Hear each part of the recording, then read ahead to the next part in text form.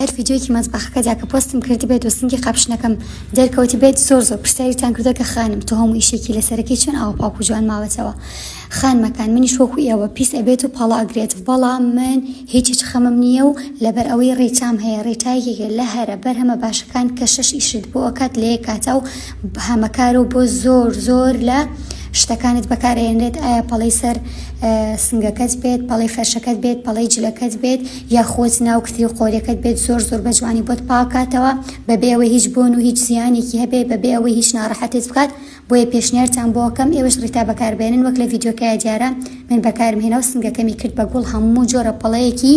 تازە و کۆن لا ئەبات و ئەیبریقێنێتەوە ئێوەش بەکاری بێنن و بینێرن بۆ هاوڕێکانتان.